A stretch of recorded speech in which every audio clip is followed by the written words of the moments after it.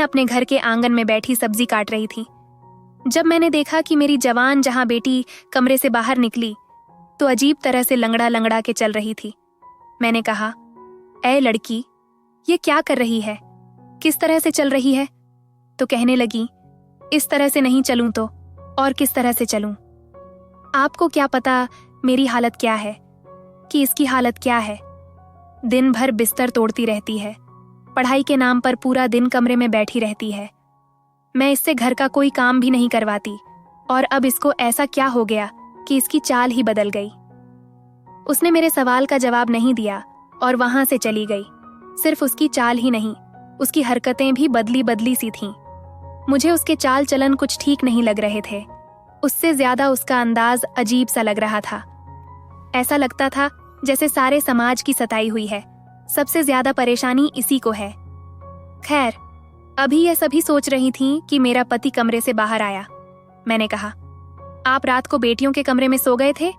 तो कहने लगा, हाँ, मैं उनको ट्यूशन पढ़ा रहा था तो वहीं पर सो गया और अजीब तरह से आंगड़ाई लेने लगा। मैंने कहा, आपको जवान बेटियों के कमरे में सोने की क्या जरूरत थी? मुझे तो लगा कि आप सुबह उठकर काम धंधे पर चले गए। तो कहने लगा, नहीं, अभी काम पर जाऊंगा। वह मेरा मर्द था। मैं उसकी हरकतें पहचानती थी। अजीब तरह की हरकतें कर रहा था। ऐसे लगता था जैसे उसने बहुत अच्छी रात गुजारी है। मेरी बेटियां आजकल कुछ अजीब सी रहती थीं। एक दिन मेरे पास आई और कहने लगी कि अम्मा, तुझे क्या बताएंगे इस घर में क्या हो रहा है? मैंने कहा, क्या मतलब? तो कहने लगी, ये जो बापू है आके हमारे कमरे में सो जाता है। तुझे पता है ये हमारे साथ क्या करता है? मैंने कहा, क्या करता है? तो उसने ऐसी बात बताई कि मैं अपना सर पकड़ के रह गई। उसने कहा, बापू रोज रात को हमारे साथ। मेरे पति का नाम राजू था, मुझसे उम्र में कम था। सब कहते थे कि तुझे इतना जवान पति कहाँ से मिल गया? तो मैं कहती थी कि मेरी किस्मत अच्छी है और तुम लोग क्यों जलते हो? राजू कहता था कि उसे अपने से बड़ी उम्र की औरतों में दिलचस्पी है, इसीलिए उसने मुझसे शादी की थी और मेरी जिंदगी उसके साथ बहुत अच्छी गुजर रही थी। घर था, परिवार था, अच्छा पति था और क्या चाहिए था। उसकी कमाई भी अच्छी थी, घर में पैसे लेकर आता था और मेरे पास भी कुछ पैसे थे जो मैंने जमा किए हुए थे। मैं इन लोगों के कपड़े वगैरह भी सिया करती थी। अपने हाथ में भी कुछ माल वगैरह होता था। बेटियों की पढ़ाई करवा रही थी। मेरी 3 बेटियां थीं जिनकी उम्र में 1-1 साल का फर्क था, लेकिन पता नहीं चलता था क्योंकि अब तीनों ही जवान हो गई थीं। मेरे पति के साथ संबंध बहुत अच्छे थे। हम लोग पूरे परिवार में मशहूर थे। सब कहते थे कि लज्जो के तो भाग खुल गए हैं। लज्जो जैसे ही किस्मत सबकी नहीं होती। मेरा नाम लज्जो था। दरअसल मेरा नाम लज्जवंती था, लेकिन प्यार से मुझे लज्जो कहते थे। मैं भी जवान और खूबसूरत थी। 3 जवान बेटियों की मां नहीं लगती थीं। मेरी बेटियां भी मुझ पर गई थीं और बहुत ही ज्यादा सुंदर थीं। उनको देखकर मुझे बड़ी खुशी होती थी, इसलिए मैं चाहती थी वह जिंदगी में कुछ बन जाए। उनकी पढ़ाई करवा रही थी ताकि वह बड़ी अफसर बन जाए। राजू बहुत पढ़ा लिखा था। वह मेरी बेटियों को खुद ही ट्यूशन वगैरह पढ़ाया करता था, पर आज कल जो इस घर में हालत चल पड़े थे वह कुछ ज्यादा ही अजीब थी। एक रात को राजू अचानक से उठा और कहने लगा, मैं चलता हूं। मैंने कहा, कहाँ? तो कहने लगा, बेटियों को पढ़ाई करवाने। मैंने कहा, इस टाइम? तो उसने कहा, अरे तुझे नहीं पता, उन लोगों के टेस्ट चल रहे हैं। अब पढ़ाई में क्या दिन और क्या रात, रातों को बैठकर पढ़ाना पड़ता है, तब कहीं जाकर अच्छे नंबर आते हैं। तुझे नहीं पता, आजकल बड़ा कंपटीशन हो गया है रे। मैंने कहा, अच्छा फिर जल्दी आ जाना। तो कहने लगा, क्यों? मेरे बिना दिल न लगेगा तेरा। मैंने कहा, तेरे बिना मेरा दिल लगता है, तू ही तो मेरा सुहाग है, सब कुछ है तू मेरा। और फिर आज देख, मौसम कितना अच्छा था और तू चल दिया उन्हें पढ़ाने के लिए। उसने कहा, उनकी पढ़ाई ज्यादा जरूरी है मेरी जान, तो फिक्र नहीं कर, हमारे पास तो सारे जिंदगी पड़ी है। कभी कभी मुझे बड़ी खुशी भी होती थी कि उसे बेटियों की बहुत फिक्र थी, वरना उसे क्या था, वह अपने सारे काम तो कर रहा था, पैसे कमा के ले आता था, मुझे भी खुश रखा हुआ था। अगर यह न भी करता तो कोई फर्क नहीं पड़ता, लेकिन मुझे अच्छा लगता था कि उसे हम सबकी इतनी फिक्र है। एक दिन मैं बाजार में जा रही थी, जब मुझे मेरी एक सहेली मिली, उसने कहा, क्या हाल है तेरा और तेरा पति कैसा है? मैंने कहा, ठीक है, बिल्कुल, बड़ी अच्छी जिंदगी गुजर रही है उसके साथ खुश हूँ। यह बात सुनकर मेरी सहेली हैरान हुई और कहने लगी कि अच्छा, तेरी जिंदगी अच्छी गुजर रही है, पर मैंने तो कहा था कि तेरी उसके साथ जिंदगी कभी अच्छी नहीं गुजरेगी। मैंने कहा कि हाँ, मुझे याद है, तू तो मेरी शादी वाले दिन मुझे मंडप से उठाने के लिए आ गई थी। तूने राजू को किसी लड़की के साथ पकड़ लिया था ना। लेकिन देख, यह जो मर्द होते हैं ना, इनका शादी से पहले 100 जगह चक्कर होता है, लेकिन वह लड़की इनके लिए सबसे ज्यादा आगे होती है, जिससे यह शादी करते हैं। राजू खूबसूरत है, जवान है, उसके पीछे हजारों मरते होंगे, पर शादी तो उसने मुझसे की है। देख, यह जो मर्द होते हैं ना, ये ऐसे ही होते हैं। अब आप कहीं से ऐसा मर्द ढूंढ कर नहीं ला सकते जो बहुत ही अच्छा हो और उसने कभी किसी लड़की को नजर भर के भी ना देखा हो। ऐसा मर्द ढूंढने निकलेंगे ना तो कोई भी नहीं मिलेगा, थोड़ा बहुत तो सोचना पड़ता है। क्या कहते हैं, इंग्लिश में एडजस्ट करना पड़ता है। वह कहने लगी, हाँ, मुझे पता था कि तू बड़ी अच्छी तरह एडजस्ट कर लेगी, लेकिन ये नहीं पता था कि इतने सालों तक कर लेगी। चल, अच्छी बात है, कोई अपने घर में खुश रहे तो हमें क्या। पर तेरा पति आंखों का बड़ा कच्चा है, उसकी आंखें बड़ी मटकी हैं। मैंने कहा, अब नहीं, ऐसा होता नहीं, अब तो मैं ही मैं हूं, सिर्फ अपनी उंगली पर लपेट लिया है। मैंने उसको हम दोनों सहेलियों ने हंसना शुरू कर दिया, वह भी हंसने लगी। उसने कहा, यह तो फिर बहुत अच्छा हुआ, अगर तूने ऐसा कर लिया है तो और क्या चाहिए। चल ठीक है, मैं चलती हूँ, घर बदल रही हूँ, इसीलिए बहुत मसरूफ हूँ। मैंने कहा, जब घर बना ले तो मुझे बताना, मैं तेरे घर तुझसे मिलने आऊंगी, साथ तेरा घर भी देख लूंगी। उसने कहा, तू आ जाना, लेकिन अपने पति को लेकर ना आना। मैंने कहा, यह क्या बात कर दी, पति को लेकर क्यों ना आऊं? तो उसने कहा, मुझे गलत ना समझना, पर मेरी जवान बेटी है। मैंने कहा, कैसी बातें कर रही है तू इस बात पर? वह फिर से हंसने लगी और कहने लगी कि उस पर तुझे भरोसा है, मुझे नहीं है। मुझे पता था कि वो मजाक कर रही है, इसलिए मैंने उसकी बात का बुरा नहीं माना। मैं इस बात को मान गई थी कि खूबसूरत मर्द के पीछे अगर बहुत सारी लड़कियां हों तो उसमें कसूर लड़कियों का है, उसे मर्द का नहीं। अब तो ये रोज रोज होने लगा, कह मेरा मर्द राजू बेटियों के कमरे में पढ़ाई करवाने के बहाने जाता और वहां पर बैठ जाता। मैं उसका इंतजार करती रहती, जबकि वह कहकर जाता था कि मैं जल्दी आ जाऊंगा, लेकिन मैं भी पूरे दिन के काम होते थकी होती थी तो सो जाती थी। सुबह वह बेटियों के कमरे से बाहर निकलता था।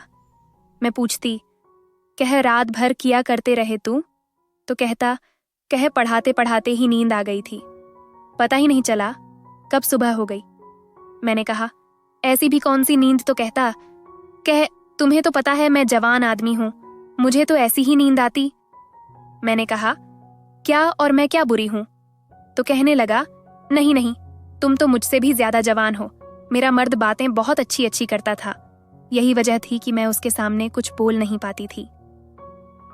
मैंने अपनी बेटी रिमला को लंगड़ा लंगड़ा के चलते देखा था, यह कोई आम बात नहीं थी। आखिर क्या मसला था? जब मैंने उससे पूछा तो उसने मुझे कहने लगी, कोई बात नहीं है। कहने लगी, कोई भी बात नहीं है, मैं बिल्कुल ठीक हूँ, और ठीक तरह से चलने की कोशिश करने लगी। मैंने कहा, अब मैंने तुझे देखा तो तू इस तरह से चल रही थी और अब तो कह रही है कि मैं ठीक हूँ, क्या मसला है तुझे? तो कहने लगी, कोई मसला नहीं है, मुझसे नजर नहीं मिला रही थी, शायद कोई बात थी जो वह छुपा रही थी। एक दिन मेरी तीनों बेटियां मेरे पास आकर बैठ गईं और कहने लगीं, है अम्मा, हमने कभी ख्याल नहीं किया, लेकिन आपने हमारे लिए बहुत कुर्बानी दी है, हमें आपसे बहुत लगाव है, आप अब हमें बहुत अच्छे लगते हैं। मैंने उनको प्यार किया और कहा, क्या हो गया आज? वह तो नहीं है वो क्या कहते हैं माँ का दिन, तुम लोग आज सारी मेरे पास आकर बैठ गई हो। तो कहने लगे कि नहीं, बस हमें एहसास हो गया है कि आप बहुत अच्छी इंसान हैं, आपने हमेशा अपने बारे में नहीं बल्कि हमारे बारे में सोचा है। मैंने कहा, कोई बड़ी बात नहीं, मन तो ऐसी ही होती है और मुझे तो हमेशा से ही मन बनने का शौकत था, तुम लोगों को आज क्या हो गया? थोड़ी देर बाद मैं देख के हैरान रह गई कि वह तीनों ही रोने लगीं। लेकिन जैसे ही राजू वहां पर आया और उसने उन तीनों को देखा तो वह फौरन अपने आंसू साफ करने लगे। मैंने कहा, देख तो तुम्हारी बेटियां आज कैसे रो रही हैं। पता नहीं इनको क्या हो गया, लगता है इन सब ने कोई इमोशनल फिल्म देख ली है। तो वह हंस पड़ा और उसने कहा कि फिल्म तो नहीं देखी, लेकिन लगता है इनके दिमाग खराब हो गए हैं। उसने ये बात ठीक से नहीं बोली और अपने से डांट भी पीसे। मैंने कहा, तुम क्यों गुस्सा कर रहे हो? तो कहने लगा, इसलिए कि आज रिमला का जन्मदिन है और यह घर में इस तरह का महत्वपूर्ण माहौल बनाकर बैठ गई है। रिमला हैरान रह गई। आज तो सच में ही उसका जन्मदिन था और वह अपना जन्मदिन बहुत खुशी से मनाया करती थी, लेकिन इस बार भूल कैसे गई? और मैं भी भूल गई। उसने कहा, लेकिन मैं नहीं भूला था। उसने एक केक हमारी तरफ बढ़ा दिया। कहने लगा, चलो केक कटते हैं। जब वह सबका इतना ख्याल रखता था तो मुझे बहुत अच्छा लगता था। मैंने सोचा कि आज हम एक दूसरे के साथ बहुत अच्छा वक्त गुजरेंगे, पर मैं तो इंतजार ही करती रहेगी। और वह बेटियों के कमरे में चला गया। मैंने कहा कि यह पता नहीं इनके टेस्ट कब खत्म हो गए। मेरे पति को मुझसे दूर किया हुआ है, तो कहने लगा कि टेस्ट खत्म हो गए हैं तो आगे पढ़ाई बहुत मुश्किल है, क्योंकि अब फाइनल एग्जाम होने वाले हैं, इसलिए थोड़ी बहुत कुर्बानी तो देनी पड़ेगी। मेरे बातों बातों में ये बात अपनी सहेली को बताइए। उसका घर बन गया था। मैं उसका घर देखने गई थी। उसने कहा कि तुझे ऐसा नहीं लगता कि वह तुझसे ज्यादा तेरी बेटियों से प्यार करता है? मैंने कहा कि और तुझको क्या लगता है? ये तो सब जानते हैं कि मर्द को तो अपने बच्चों से ही ज्यादा प्यार होता है, इसमें ऐसी कौन सी बात है? तो कहने लगी कि नहीं, यह सब कुछ थोड़ा सा अजीब है। कुछ तो ऐसा है जो तू भी देख रही है, पर आंखें बंद करके बैठी है। तेरा बेटियों वाला घर है, तुझे अपनी आंखें हर तरह से खोल के रखनी चाहिए।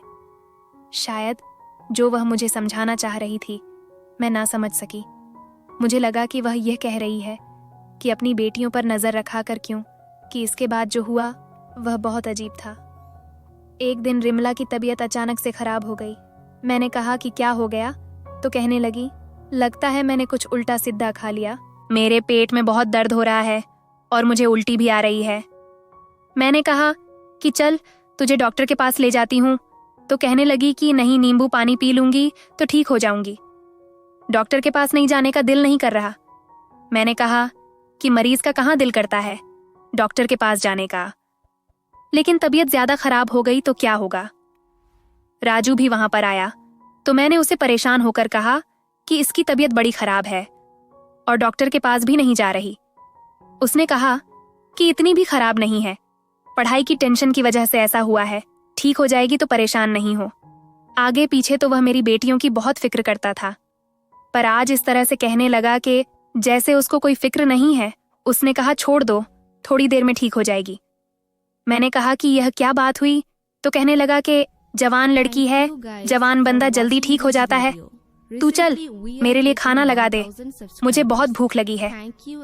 राजू मेरी बेटियों का इतना ख्याल रखता था कि उसकी यह नानी से हरकत भी मुझे हिलाकर रखकर आज उसने रिमला की फिक्र क्यों नहीं की। रिमला की तबीयत वाकई थोड़ी देर बाद ठीक तो हो गई, लेकिन मैं जब उसके लिए चाय बनाकर कमरे में जाने लगी तो अंदर बैठी अपनी बेटियों की बातें सुनकर मैं दरवाजे पर ही रुक गई।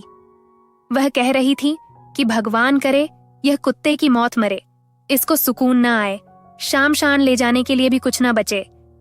ऐसा बुरा आदमी हमने अपनी जिंदगी में नहीं देखा और हमारी मान का भी दिमाग खराब कर रखा है। ये बातें सुनकर मैं हैरान रह गई, या किसके बारे में बात कर रही थी। मेरी छोटी बेटी ने कहा कि उसको छोड़ अपने बारे में सोचने, रिमला क्या होगा अगर माँ को ये बात पता चल गई तो वो तो जीते जी मर जाएगी। रिमला कहने लगी कि दिल करता है मैं ही खुदकुशी कर लूं। अब मैंने सोच लिया कि मैं सीधे अंदर चली जाऊंगी और इन सबसे पूछूंगी कि ये क्या बातें कर रही हो, लेकिन इससे पहले मुझे राजू ने बुला लिया। मैंने कहा कि वह हमारी बेटियां कुछ अजीब सी बातें कर रही हैं, पता नहीं किसको कोस रही है। बैठकर मुझे लगता है यह रिमला हमसे कुछ छुपा रही है। मैं बोल रही थी कि राजू ने मुझे एक तोहफा दिया और कहा कि तू उनको छोड़ और मेरी तरफ से देख। आज उसका मूड बहुत अच्छा था। उसकी बातों में लग के मैं यह बात भी भूल गई, लेकिन सुबह बहुत बड़ी मुसीबत आई। रिमला बेहोश हो चुकी थी और होश में नहीं आ रही थी। अब तो उसे डॉक्टर के पास ले जाना था, लेकिन राजू अभी भी कह रहा था कि डॉक्टर के पास ले जाने की जरूरत नहीं है। मैंने कहा कि ऐसे कैसे, मेरी बेटी को होश नहीं आ रहा।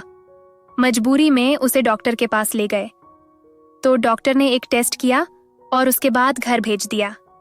कहने लगी कि इसको बहुत कमजोरी हो रही है, लगता है इसमें खाना नहीं खाया। आपको टेस्ट की रिपोर्ट में फोन पर बता दूंगी।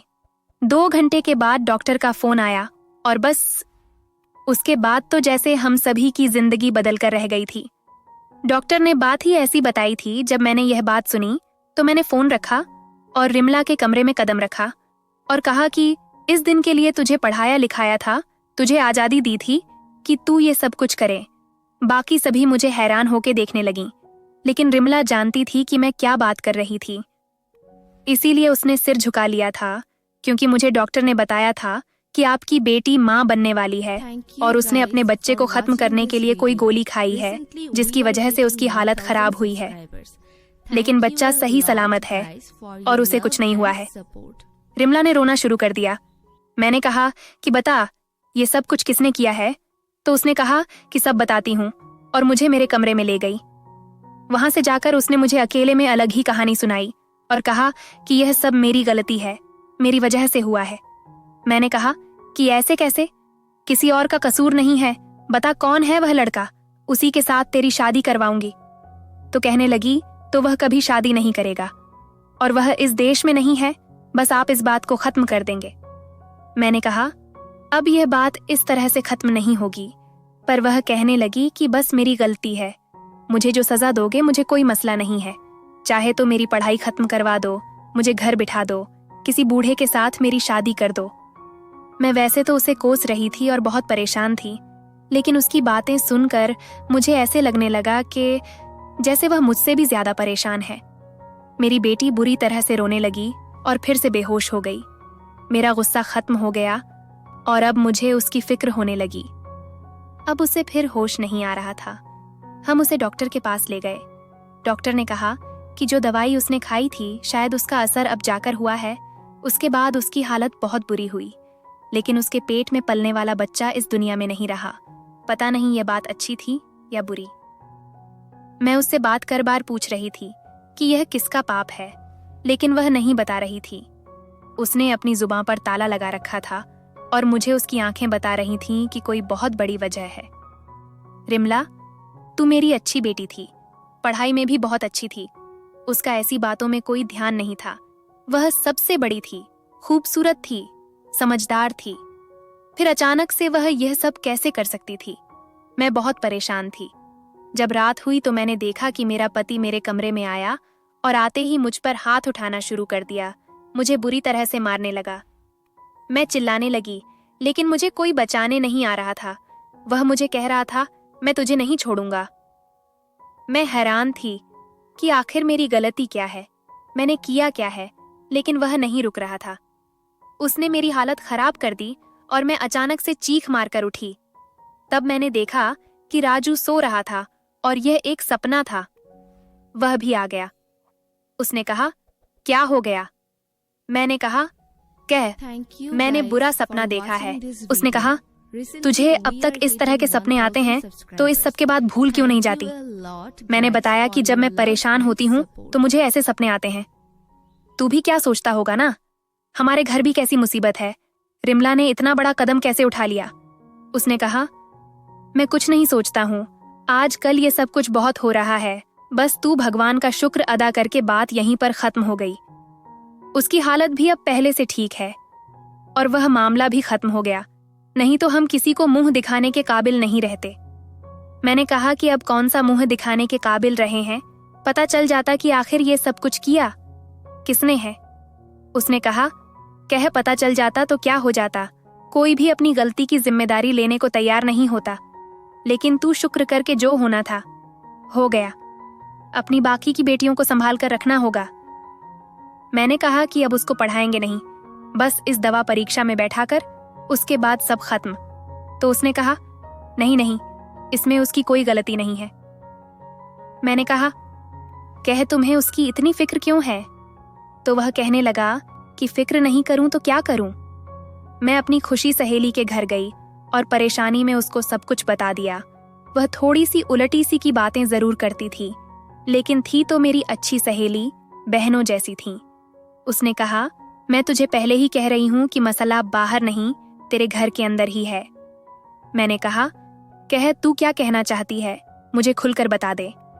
उसने कहा, मैंने खुलकर कुछ नहीं बताना, लेकिन तुझे खुद यह सब कुछ समझना होगा। देख, तेरे घर में कौन है, तेरी बेटियां कहाँ जाती हैं, उनके कमरे में कौन आता जाता है, कौन है ऐसा जो उनके साथ यह सब कुछ कर सकता है। तुझे बहुत बारीकी से हर बात के बारे में सोचना पड़ेगा, तब जाकर तू यह पता कर पाएगी कि यह सब कुछ किसने किया है। नहीं तो इसी तरह सोच सोच कर ही पागल हो जाएगी, लेकिन मिलेगा कुछ नहीं। वह ठीक कह रही थी। कोई तो ऐसी बात थी जिसको मैंने देख नहीं रही थी। मैं आजकल बहुत परेशान थी। जब मैं एक दिन राजू को किसी से फोन पर बात करते हुए सुना, वह कह रहा था, मैं तो स्वर्ग में रहता हूँ, मेरे साथ बहुत अच्छा हो रहा है, मेरे आसपास तो परियां ही परियां हैं। इस बात पर वह हंसने लगा। एक तरफ हमारे घर में इतना बड़ा तूफान आया था कि अभी तक कोई भी नॉर्मल नहीं हो पाया, तो दूसरी तरफ ये इतना खुश होकर कैसे बातें कर रहा था। कहने लगा, औरत बड़ी झाली होती है तो कोई है ही नहीं, और मेरी वाली से बड़ी पागल तो कोई है ही नहीं। मैं अचानक से कमरे के अंदर चली गई तो उसने फोन बंद कर दिया। मैंने कहा, किससे बात कर रहे थे? तो कहने लगा, वह मेरी मौसी है ना, गोरखपुर वाली, उससे बात कर रहा था। मैंने कहा, आज उसको तेरी याद कैसे आ गई? तो कहने लगा, बस आ गई होगी। याद साफ पता चल रहा था कि वह झूठ बोल रहा था, और कोई बहुत बड़ा झूठ बोल रहा था। उसके दिमाग में इतना कुछ चल रहा था कि उसको यह पता ही नहीं चला कि वह अपनी रिश्तेदार के बारे में मुझे यह कह रहा है कि वह जिंदा है, जबकि वह तो मर चुकी थी। मुझे अचानक से मेरी सहेली की बातें समझ आने लगीं। वह इशारा किस तरफ कर रही थी। अब मुझे समझ आ गया, राजू ही तो था जो मेरी बेटियों के कमरे में जाता था और मैं बेफिक्र होकर सो जाती थी। अब मेरे पास एक ही रास्ता था, अगर राजू से सवाल करती तो वह झूठ ही बोलना था। मुझे यह जानने के लिए एक बढ़िया से प्लान की जरूरत थी कि वह कमरे में क्या करता था, और मेरे दिमाग में प्लान आ चुका था। मैंने सोच लिया था कि मैं चुपके से अपनी बेटियों के कमरे में छुप जाऊंगी। सुबह मैंने उनके कमरे में एक अलग से अलमारी रखवा दी। वह कहने लगी, क्या अम्मा, इस अलमारी को यहाँ क्यों रख रही हो? तो मैंने कहा, तो बाहर जगह नहीं है इसीलिए। मेरा इरादा उसी के पीछे छुपने का था, क्योंकि अगर मैं उसके पीछे छुपी होती तो किसी को पता न चलता कि मैं वहां पर खड़ी हूं। शाम हुई तो मैंने आज उसे कहा कि मैं अपनी सहेली के घर जा रही हूं। उसके घर में जागृता है, माता रानी की पूजा है, रात वहीं पर गुजरूंगी। उसने कहा, हाँ चली जाओ, अच्छा है, तुम्हें भी अच्छा लगेगा। मैंने कहा, हाँ बड़ी परेशान हूं, इसलिए जा रही हूं। मैं चाहती थी कि वह यह सोचे कि मैं घर पर नहीं हूं, ताकि वह बेफिक्र हो जाए और जो भी करना चाहता है खुलकर करे। जबकि मैं शाम होते ही अलमारी के पीछे छुप गई। मेरी बेटियों ने खाना खाया और वह कमरे में ही बैठे थीं। जैसी ही रात हुई तो कुछ ऐसा हुआ कि मैं हैरान रह गई। राजू कमरे में दाखिल हुआ। इसमें ऐसी कोई बात नहीं थी। वह इस समय उन्हें पढ़ाया करता था, पर उसने आते ही कहा, बस करो ये पढ़ाई और काम पर लोगों। मैंने कहा, यही क्या कह रहा है कि पढ़ाई बस करो, ये तो इनको आता ही पढ़ाने के लिए था। उसके बाद उसने मेरी छोटी बेटी को कहा, आज तेरी बारी है फिर। वहां वो सब होने लगा जो देखकर मुझे ऐसा लगा कि मेरे घर को नर्क बना दिया है और मेरी बेटियां इसके हाथों में इस्तेमाल हो रही थीं। वह मेरी बेटियों के साथ बहुत बुरा कर रहा था और मेरे ही घर में मेरी ही नाक के नीचे कर रहा था, और मैं यह सोचती थी कि उन्हें पढ़ाता है। मैंने अपने फोन से उसकी वीडियो बना ली क्योंकि यह जरूरी था। थोड़ी देर बाद वह वहां से चला गया और मेरी बेटियां बैठकर रोने लगीं। इसका मतलब वो बच्चा जो रिमल्ला की कूख में था वो भी मेरे पति का था। आज मुझे वो दिन याद आ गया जब मैंने राजू से शादी करने का निर्णय लिया था और सबने मुझे रोका था, मना किया था, कह ऐसा न कर, मेरा पहले पति इस दुनिया से चला गया था। वह बहुत निर्दयी इंसान था, रोज मुझ पर हाथ उठाता था, बिना वजह ही मुझे मारने लगता था। कहता था, तू लड़कियां पैदा करती जा रही है और मुझे बेटा चाहिए। उसने मुझे एक दिन भी खुश नहीं रखा और मेरा जीवन बर्बाद कर दिया। ये तीनों बेटियां उसकी ही थीं। उसके देहांत के बाद मेरी जिंदगी में राजू आया। जवान और कम उम्र का लड़का, जिसे मुझसे पागलों जैसी मोहब्बत थी। पर आज समझ आया कि उसको मुझसे कोई मोहब्बत नहीं थी। वह तो किसी और काम से आया था। उसे तो एक तीर से 4 शिकार करने थे, एक में और मेरी 3 जवान बेटियां आओ। मैं फूट फूट कर रोने लगी। मुझे सब लोगों ने रोका था। सबने कहा था, लाजो, तू पागल हो गई है, स्वार्थी बन गई है, सिर्फ अपने बारे में सोच रही है, अपनी बेटियों के बारे में नहीं सोच रही। मैंने कहा, लेकिन क्यों ना सोचूं अपने बारे में। मेरे पहले पति ने मुझे बहुत तंग किया, मुझे इंसान नहीं समझा। क्या मेरे सीने में दिल नहीं है कि मेरी इच्छा ही नहीं है अगर मैं उससे शादी करना चाहती हूँ तो तुम सबको क्या है। और शादी के बाद राजू ने हमेशा मेरी बेटियों को अपनी बेटी समझा था, लेकिन यह सब कुछ एक नाटक था। वैसे तो उनका बहुत ख्याल रखता था, मैं तो भूल ही गई थी उनका बाप नहीं है। इतना ख्याल तो उनके अपने बाप नहीं रखा था, लेकिन उसने यह साबित कर दिया कि सौतेला बाप कभी अपने बाप की जगह नहीं ले सकता। मेरा कसूर यही था कि मैंने उस पर बहुत ज्यादा भरोसा किया था। मुझे ऐसा नहीं करना चाहिए था। इसलिए कहते हैं, सब कुछ कभी एक जैसा नहीं रहता। मुझे सोचना चाहिए था। गलती मेरी थी। वह वहां से चला गया और मैं अपनी बेटियों के सामने आ गई। मुझे देखकर वह हैरान रह गई और उनको पता चल गया कि मैं सब कुछ जानती हूँ। मैंने कहा कि तुम सब ने मुझे बताया क्यों नहीं, बताई तो सही। उन्होंने रोते हुए कहा, वो कहता था कि तूने अपनी मान को सब कुछ बताया तो मैं तुम्हारी मान को जान से मार दूंगा, उसे खत्म कर दूंगा। हम ऐसा नहीं चाहते थे, क्योंकि आपके अलावा हमारा कोई था ही कौन, इसलिए हम डर गए। उसने हमें कहा था कि मैं तुम्हारी मान को बहुत आसानी से खत्म कर सकता हूँ, और वह ऐसा कर भी सकता था। फिर रिमला के साथ जो कुछ हुआ उसका जिम्मेदार भी यही है, और यह बहुत वक्त से हो रहा है। मैंने कहा कि तुम लोगों को मुझे बताना चाहिए था। तुम्हारा अपना बाप जैसा भी था, लेकिन डरपोक नहीं था। बहादुर आदमी था तुम्हारे अंदर, उसी का खून है। मेरी बेटियां बहुत रो रही थीं, पर मैंने उनको कहा कि बस अब सब खत्म हो गया, अब मैं तुम सबका बदला लूंगी, तुम फिक्र नहीं करो। उसने कहा कि आप क्या करोगी? मैंने कहा कि मैंने सोच लिया है कि मैं क्या करना है। तुम लोग अपना सारा सामान लो, अपने स्कूल जाओ, जाने की तैयारी करो, क्योंकि हम यह शहर हमेशा के लिए छोड़कर जाने वाले हैं। 1 हफ्ता है तुम लोगों के पास अपनी तैयारी करो, पर किसी को बताना नहीं। मुझे मेरी बेटियों ने कहा कि शहर छोड़ने से क्या होगा। मैंने कहा कि ये हमें तलाश कर लेगा, बस तुम लोगों को जो कहा है वह करो। मैंने कहा था ठीक है। मैंने जो वीडियो बनाई थी वह मेरे पास सबूत था। मैंने पुलिस स्टेशन में जाकर रिपोर्ट करवानी थी और साथ उनको वीडियो भी देनी थी। उसके बाद पुलिस वालों ने उसे जरूर पकड़ लेना था। मैं शहर छोड़ने की तैयारी कर ली और अपनी बेटियों को भी समझा दिया कि क्या करना है और कैसे करना है। राजू को पता भी नहीं था उसके साथ क्या होने वाला था। वह बिल्कुल अज्ञान था। हम सब एक दूसरे के साथ थे। मैं बहुत तरह से सब कुछ कर रही थी, क्योंकि अब हम गलती नहीं कर सकते थे।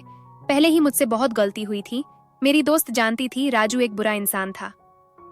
जब हमारे फेरे होने लगे थे तो उसने मुझे बताया था कि अभी भी तेरे पास वक्त है, पर एक वक्त में पागल हो चुकी थी, क्योंकि मुझे कभी मोहब्बत मिली ही नहीं थी। इसलिए जब इसने मुझे कहा था कि मुझको हमेशा खुश रखेगा, तो मैंने यकीन कर लिया, क्योंकि मुझसे बहुत मोहब्बत करता है। मेरी बेटियों को अपनी बेटियां समझेगा। वह शुरू शुरू में ऐसा ही था। अभी हमारी शादी को 7 साल हुए थे मुझ पर समाज ने उंगली उठाई थी। कहा था कि इसको अपनी बेटियों का ख्याल नहीं है, बुढ़ापे में शादी कर रही है, बूढ़ी हो गई है, लेकिन शादी कर रही। मैंने किसी की बात नहीं सुनी थी और मैं अपने आप को सही समझती थी, लेकिन मुझे लोगों की बातें सुननी चाहिए थीं। हम समाज में रहते हैं तो हमको इसकी बातें भी सुननी पड़ती हैं। मैंने जाने का इंतजाम कर लिया और पुलिस वालों को सारे सबूत दे दिए। जैसे ही हम अपने मोहल्ले की गली से निकल रहे थे, पुलिस की गाड़ी हमारे घर की तरफ जा रही थी और राजू घर में अकेला था। पुलिस से बच भी जाता तो उसके लिए यही सजा काफी थी कि मैंने उसको हमेशा के लिए छोड़ दिया था। मुझे पहले ही रात को नींद नहीं आती थी, अब तो बिल्कुल नहीं आती। ऐसा लगता है कि मेरी बेटियों के साथ जो कुछ हुआ है वह राजू ने नहीं, मैंने किया है। हम दूसरे शहर में आ गए हैं। मेरी बेटियों की पढ़ाई पूरी हो गई, नौकरी करती हैं और मैं भी अपना घर चलाती हूँ। लेकिन फिर भी मुझे ऐसा लगता है कि ये सब कुछ मेरी बेवकूफ़ी की वजह से हुआ है। अपने आप को बहुत बुरा भला कहते हूँ। रात को नींद नहीं आती है। बस जिंदगी इसी तरह गुजर रही है। दिल करता है कि जान दे दूंगी अपनी बेटियों के लिए, जिन्हें मुझसे बहुत मोहब्बत है। दोस्तों, वीडियो कैसी लगी कमेंट करके जरूर बताना और वीडियो को लाइक करके चैनल को सब्सक्राइब भी कर देना। धन्यवाद।